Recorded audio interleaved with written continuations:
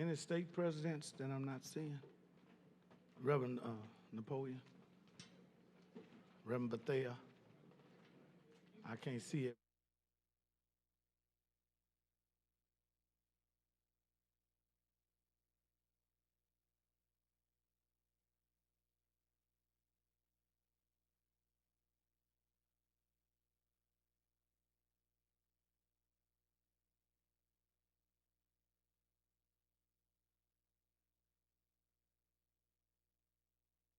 That kind of slow you down a little bit while you digest your food.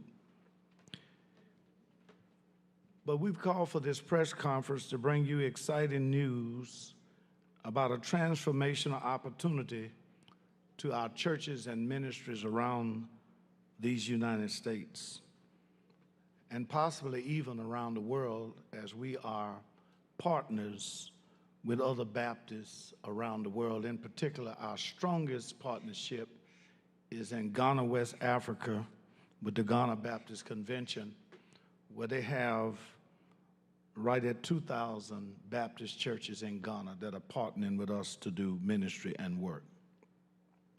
This coming February, instead of our traditional midwinter board meeting, we are launching something revolutionary: the inaugural Great Commission Church Summit. It will be February the 23rd through February the 25th in Alexandria, Louisiana. This three-day conference is designed to equip every church, particularly those in the 95% category that have less than 300 members, to become authentic Great Commission and Great Commandment congregations that truly transform not only their congregations, but also their communities. Dr. Carl Johnson, a distinguished Baptist leader and chair of the Baptist World Alliance, will speak at the inaugural GC2 Summit. He has pastored the Filipino Baptist Church in Spanish Town, Jamaica for over 30 years, and is the first Caribbean national to chair the Baptist World Alliance. Here's what makes this summit different. While our board meetings focus on organizational business, the GC2 Summit will focus on ministry transformation. We are addressing the real challenges you face every day: how to engage multiple generations, how to keep visitors from leaving through the back door, and how to effectively minister with limited resources. And then finally, how to move beyond Sunday service to create genuine community impact. As a part of this movement and this announcement, I have appointed the Reverend Darwin T. Lazard, the pastor of the Ninth Baptist Church of Ville Platte, Louisiana, to serve as the CIA, the Chief Impact Administrator, because we want to have impact to the local congregation with this new structure in the GC2 Summit that was recommended and adopted in our June summer board meeting in Mobile, Alabama. With that being said, I will now turn the mic over to the Reverend Darwin T. Lazard.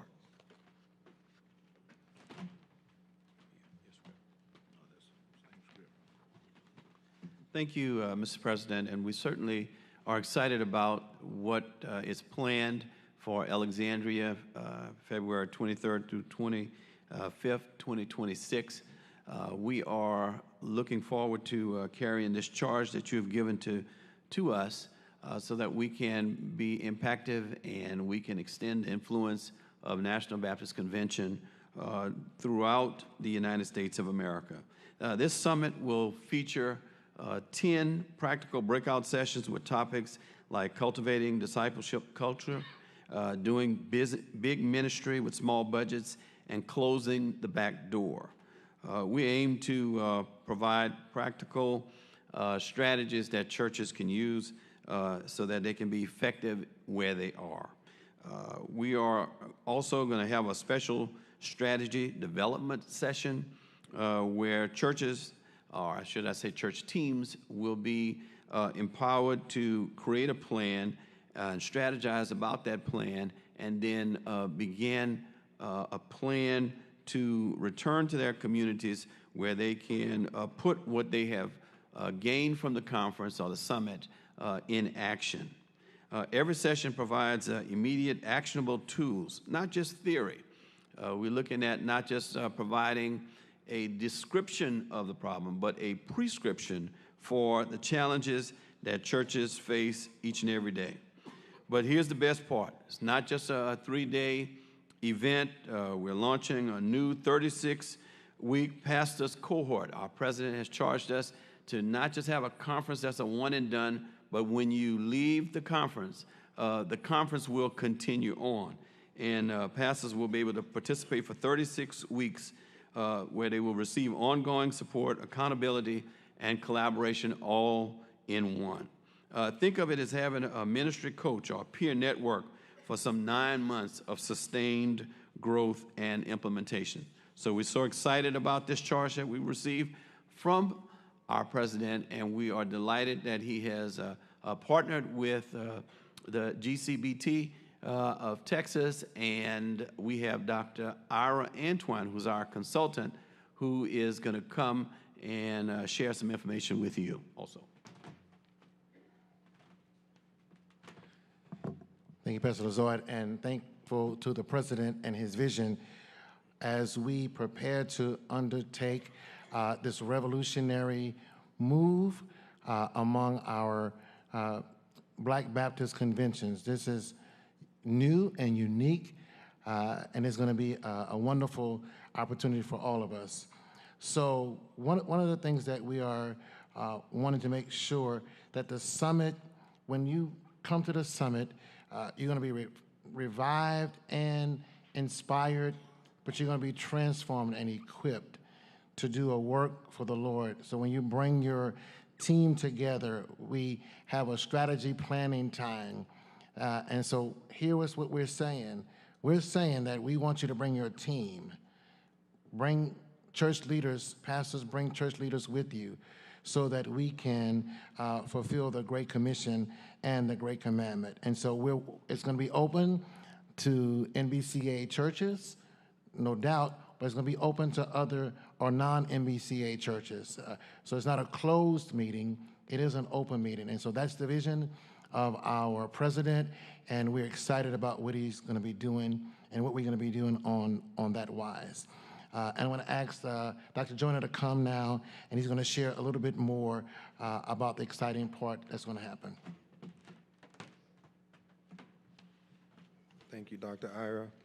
Here's the most exciting part. Registration is only $150 per church, up to 10 members. That means your entire leadership team, ministry heads, and dedicated volunteers can attend for less than what most conferences would charge for a single person. We've intentionally kept the cost low because we believe every church deserves access to these transformational tools regardless of their budget constraints. At this time, Dr. Okadoin will come with registration information. So we are excited that registration information is now available. We have a booth, the GC2 booth, which is right outside of the door, and we strongly encourage you to bring your full ministry team. This is more than professional development. It's about igniting a movement of churches that embody both the Great Commission and Great Commandment in ways that change lives, families, and entire communities. Don't miss this opportunity to be part of something that will impact your ministry for years to come. The GC2 Summit, where Sunday worship meets Monday mission.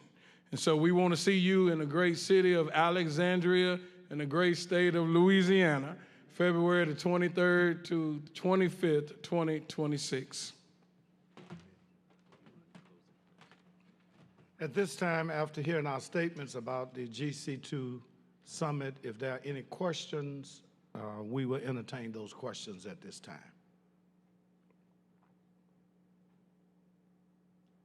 Sir, local affiliate, not the Trump affiliate. That was the question that you asked. So you've just talked about a lot of revolutionary, new disruptive programs and initiatives for an organization that is renowned for having one of the largest collectives of African Americans across the country. So in this political environment, we see that they're rolling back affirmative action. Yes. Roe versus Wade. The wealth gap is getting wider and wider. Why is it so important for you all now to take an offensive approach to solve some of the biggest problems in the African American diaspora?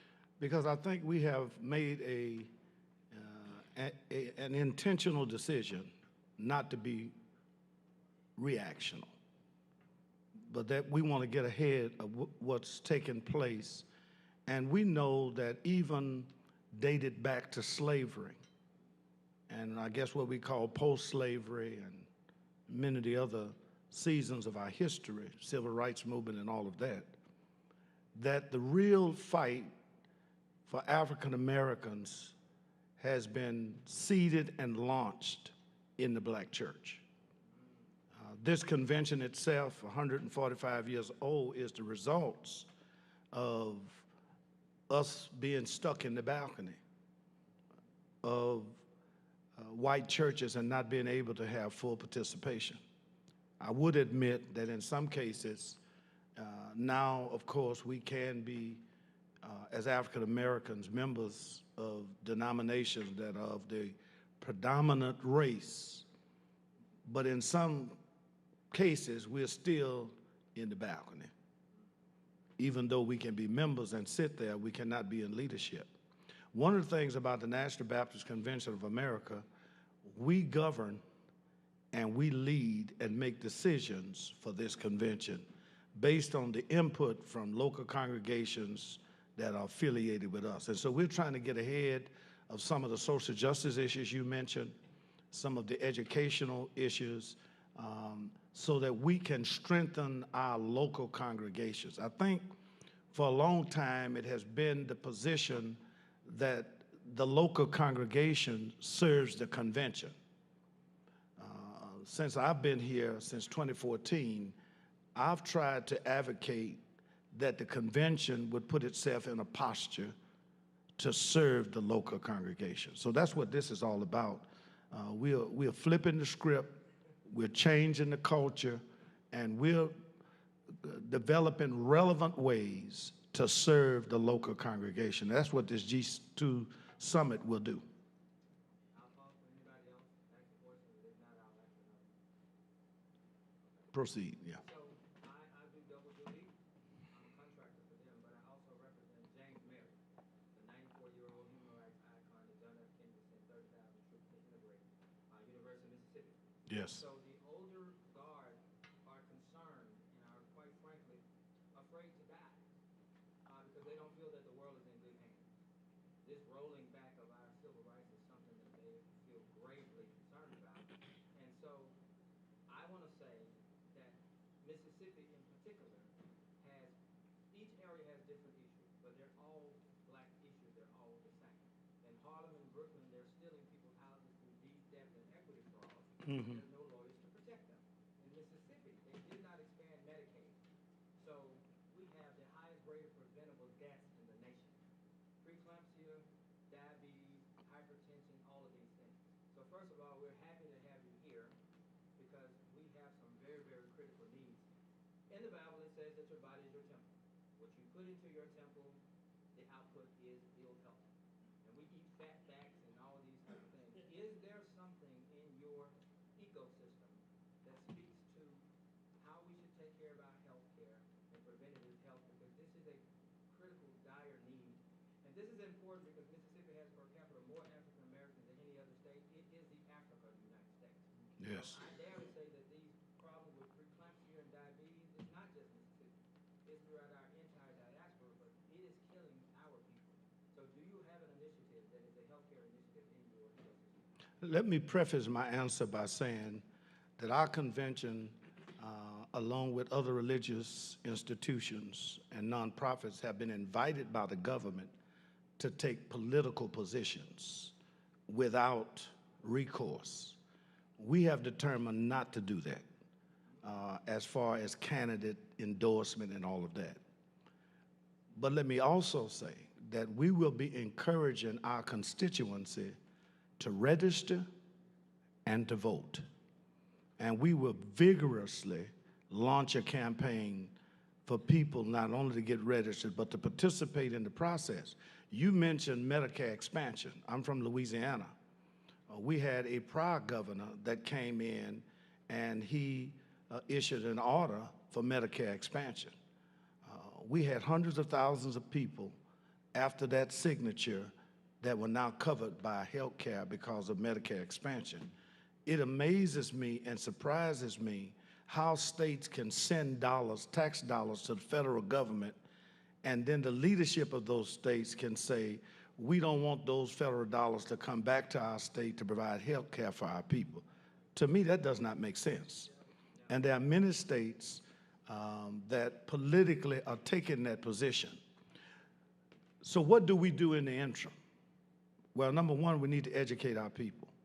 If you notice this week in our hallways among our vendors, there are medical professionals and medical organizations present on campus with information to talk about some of the new rules and some of the new laws.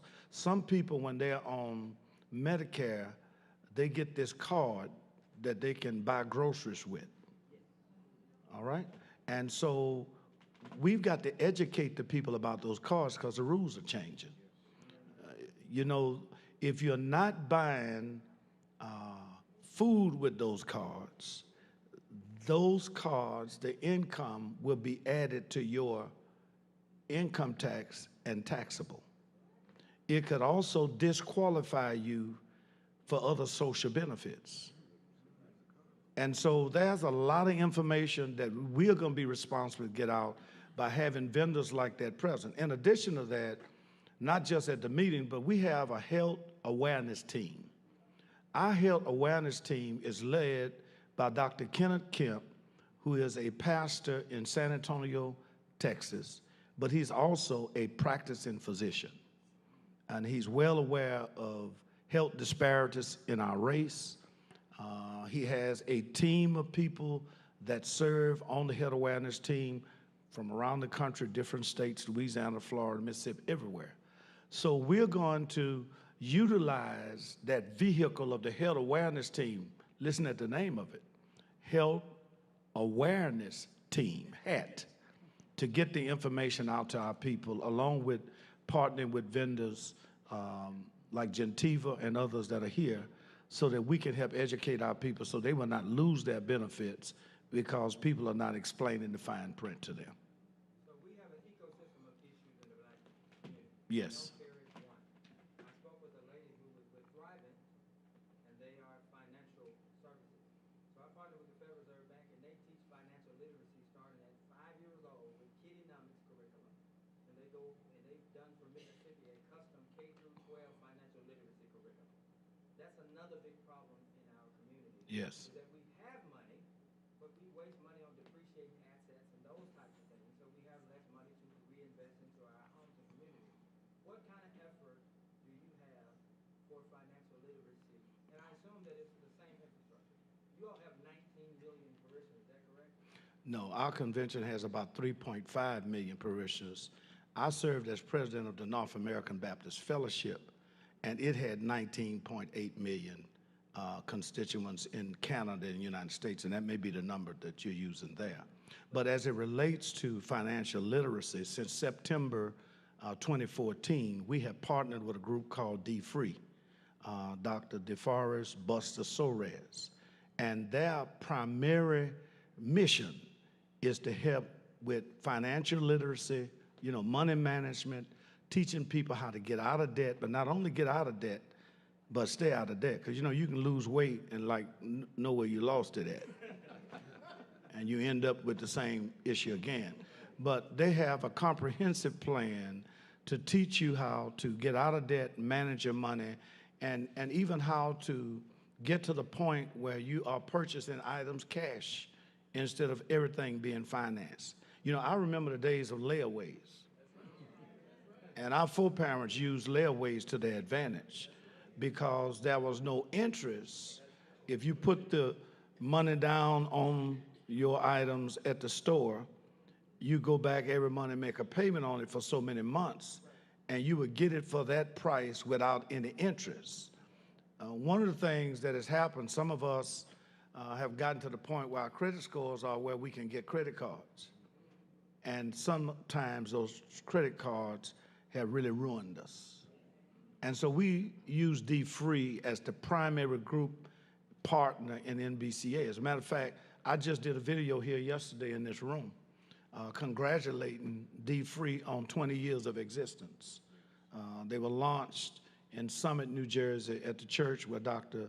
Soares formerly pastored, and now they're celebrating right now their 20th anniversary of helping people to get out of debt, stay out of debt. We've had it at our church. We've had Dr. Soares here at our convention. I think the first time was in Montgomery, Alabama, and everyone there got a free book from D-Free at no cost so that we could launch the effort in a way where people could realize that this is possible. And we have testimonies of persons who have paid their homes out, persons who have gotten rid of their new cars so that they can get a car that they could afford, whether it was a used car, what they call them now, pre-owned. You know, the old people said used, now we saying pre-owned is still the same car. And so we do have an effort to do that, and we want to ramp up that effort, especially with this GC2 summit. We will be reaching out to D-Free so that they can help us help local churches, because I think one of the breakouts, and maybe I need to call one of them, Reverend Lazard, to talk about that breakout about operating on the low budget. You might want to say a little bit about that. One of the breakout sessions talks about big ministry and small budgets. So what we are trying to do is give tools to churches or church teams so that they might be effective with the dollars that they have. You can't work with what you don't have, but you work with what you do have. And then also leveraging those resources to the maximum. We're going to teach church teams so that they can do that. Also, partnerships, the value of partnerships. You don't have to do everything alone. Perhaps churches, certain characteristics in common, or maybe certain geography in common, can work together so that they might be efficient and effective.